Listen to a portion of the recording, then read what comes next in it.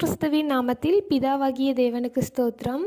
கிறிஸ்தவர்களாகிய நாம் தினமும் வேதத்தை படிக்கிறவர்களாக இருக்கிறோம். அதை தினமும் படிக்கிற நாம் அதனால் நமக்கு என்ன பயன், அதை நாம் எவ்வாறாக படிக்க வேண்டும் என்பதை பற்றி பதிவில் காணலாம். எஸ்றா 7ஆம் அதிகாரம் வசனம் 10. கர்த்தருடைய வேதத்தை ஆராயவும் அதின்படி செய்யவும் இஸ்ரவேலிலே கட்டளைகளையும் நீதி நியாயங்களையும் உபதேசிக்கவும் எஸ்றா தன் இருதயத்தை பக்குவப்படுத்தி இருந்தான்.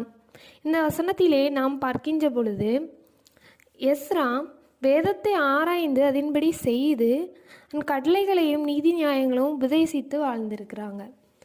இதுபோல தான் நாமும் வசனங்களை நம்முடைய வாழ்க்கையிலே பிரயோஜனப்படுத்தி கொள்ளும்படியாக நம்முடைய இருதயத்தை முதலில் பக்குவப்படுத்துகிறவர்களாக இருக்க வேண்டும். அப்படி செய்யும்போது நாம் என்ன நன்மைகளை பெற்றுக்கொள்கிறோம் என்பதை பற்றி பார்க்கலாம்.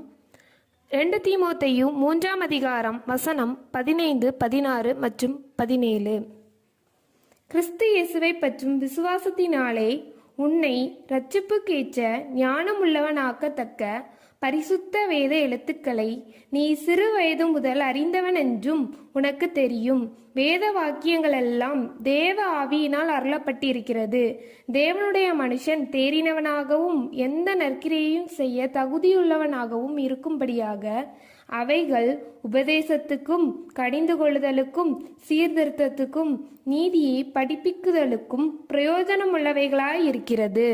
தேவ ஆவியினாலே அருளப்பட்ட வேத வசனங்களில் நாம் தேறினவர்களாகும்போது இரட்சிப்புக்கேற்ற ஞானத்தையும் நற்கிரியைகளை செய்வதற்கான தகுதியையும் பெற்றுக்கொள்கிறோம்.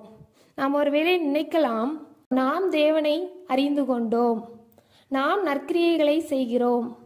அப்படி அல்ல. நாம் தேவனுடைய கிருபையினாலே தேவனை அறிந்து கொண்டோம்.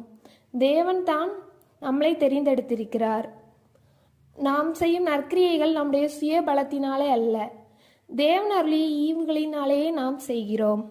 ஆகையால் நாம் வேதாகமத்தை படிப்பதோடு நிறுத்தி கொள்ளாமல் நம்முடைய வாழ்வில் வசனங்களை பிரயோஜனப்படுத்திக் கொள்வோம். ஆமீன்.